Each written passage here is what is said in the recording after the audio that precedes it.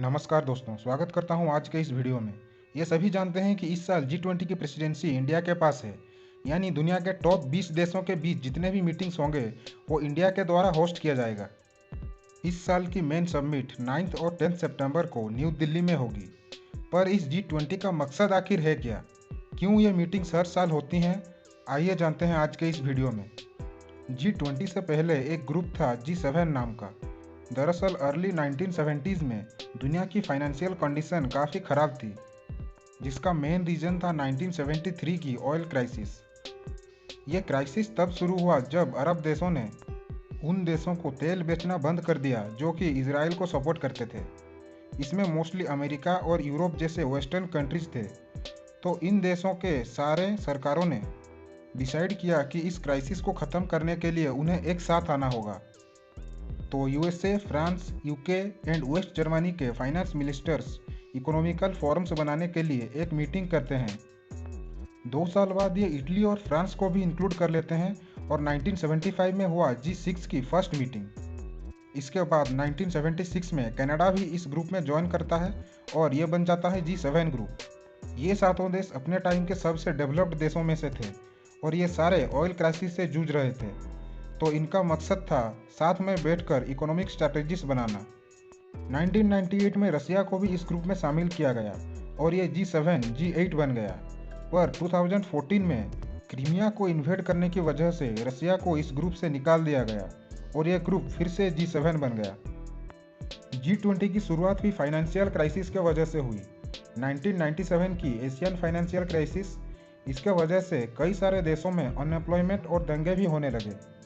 धीरे धीरे ये समझ आने लगा कि ग्लोबलाइजेशन की वजह से अगर किसी एक देश में भी प्रॉब्लम आती है तो उसका इफेक्ट दुनिया के बाकी देशों में भी देखने को मिलता है।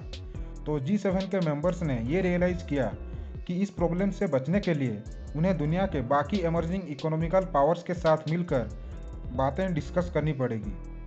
इसी वजह से 26 सितंबर 1999 में G7 के फाइनेंस मिनिस्टर्स के मीटिंग के दौरान G20 ग्रुप की स्थापना की जाती है।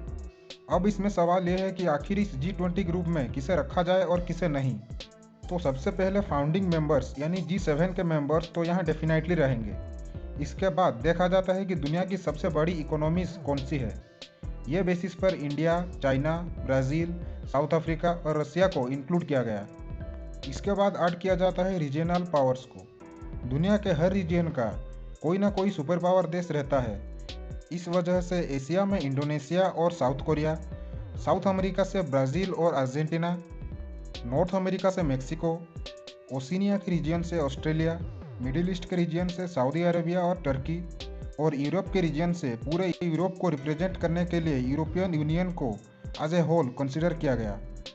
तो आज के टाइम इस G20 में 19 देश और एक यूरोपियन यूनियन है जो कि सबसे बड़ी और पावरफुल कंट्रीज़ हैं, पॉलिटिकली, इकोनॉमिकली और मिलिट्री वाइज भी।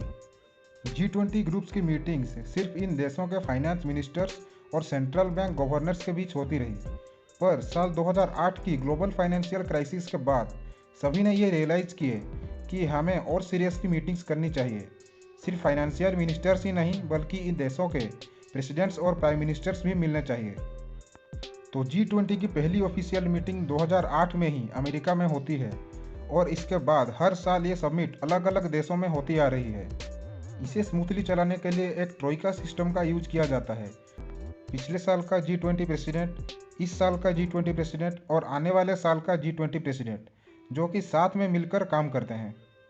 इस टाइम के ट्रोइका मेंबर्स हैं पिछले साल का इंडोनेशिया, इस साल का इंडिया और अगले साल का ब्राज़ील।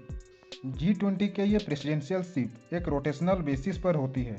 हर साल एक अलग कंट्री को प्रेसिडेंट बनाया जाता है।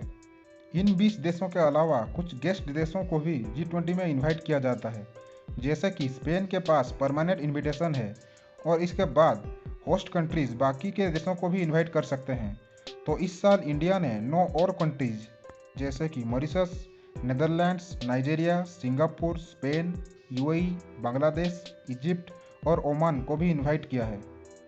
इसके अलावा African union, United Nations, IMF, WTO, WHO भी इस मीटिंग्स में शामिल होते हैं। G20 का मेन रीज़न अभी भी इंटरनेशनल फाइनेंशियल स्टेबिलिटी को मेंटेन करना है। पर इसके साथ साथ हर साल कई और मेजर इश्यूज पर भी डिस्कस होता रहता है, जैसे कि क्लाइमेट चेंज और अदर ग्लोबल इश्यूज। पर फिर भी क्योंकि इन 20 कंट्रीज़ के अपनी खुद की इकोनॉमीज और फॉरेन पॉलिसीज़ है, तो किसी भी मुद्दे पे ये 20 के 20 कंट्रीज अग्री करना बेहद मुश्किल है। इस साल के G20 मीटिंग्स में इंडिया ने ग्रीन डेवलपमेंट, सस्टेनेबल डेवलपमेंट और वुमेन लीड डेवलपमेंट जैसी चीज़ों पर फोकस किया है। तो दोस्तों, अभी आपको आइडिया हो गया होगा कि ये G20 और G7 आखिर है क्या। तो अगर आपको ये वीडियो पसंद आई तो इसे लाइक करें और इसी तरह की बातें जानने के लिए इस चैनल को सब्सक्राइब करें। तो मिलते हैं अगले वीडियो में।